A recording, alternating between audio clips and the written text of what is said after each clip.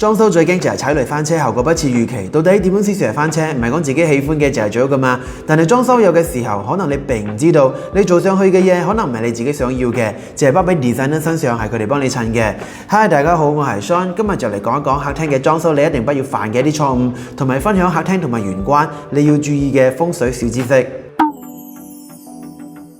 第一，傢俬太大，呢個係好多人都會犯嘅一個錯誤，諗住大梳化會顯得屋企高貴，坐上去更寬敞舒服，仲要有埋 L shape 轉角 designer 茶几，結果呢啲嘢放入半個客廳就冇咗，只係留翻好細嘅 walkway。睇似好實用，應該冇咁嘅必要，但更多嘅時候係浪費咗我哋客廳嘅空間，擋住動線，令客廳變細變窄。特別係似我哋而家企屋嘅地方，放一個 square feet 要成700溝，成500千嘅單位，唔好將傢俬堆得滿滿，浪費咗個空間。合適嘅尺寸先係最好，唔用太大梳化，就用3人位嘅直排梳化，6尺左右。梳化兩邊就預留60至80嘅空間，攞嚟放燈具或者係 corner table。中間嘅茶几都唔好揀好大好爆機嗰種，最好就係底部留空，咁睇起嚟客廳會更闊落。然後再配搭一啲綠植擺件插畫，令客廳入邊嘅嘢更豐富、更有層次，而唔係用幾件大嘅傢俬將客廳堆得好悶。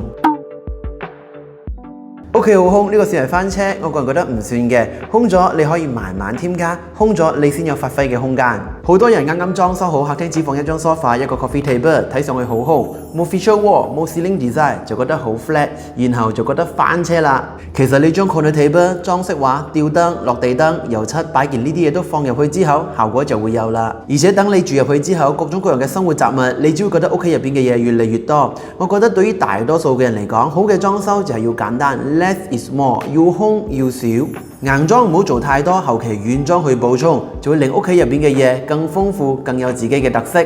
其實軟裝嘅嘢好容易，好多人諗住只係 designer 先可以做出個效果，其實唔係㗎。軟裝嘅嘢只要你買過嚟，你呢度放覺得唔好睇，咁你就換個地方放。只要唔好太廉價嘅物料，你總會揾到個合適嘅地方，令佢睇起嚟好睇。有一啲俗氣嘅背景牆，似呢種岩板 fluted panel 嘅背景牆都有啲過時。呢幾年幾乎每間屋企做嘅都係咁樣嘅背景牆，真係有啲滯嘅感覺，就似 template copy and paste 做出嚟。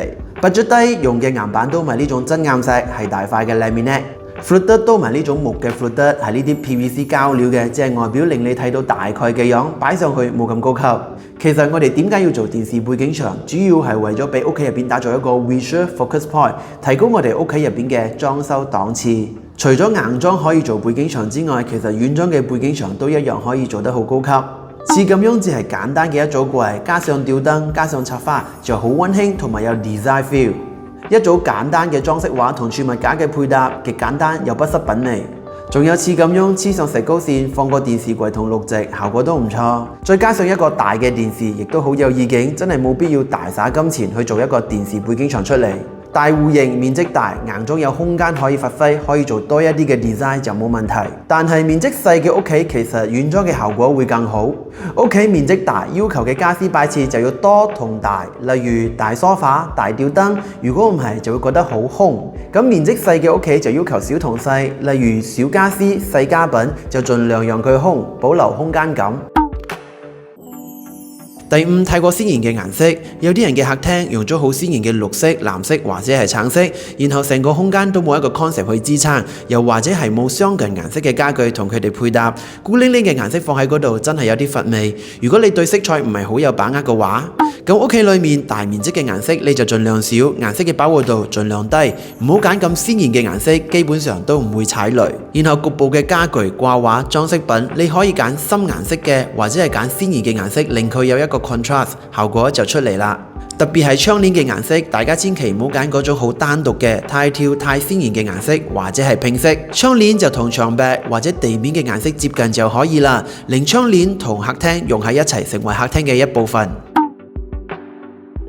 第六，顏色好深嘅地磚或者係地板。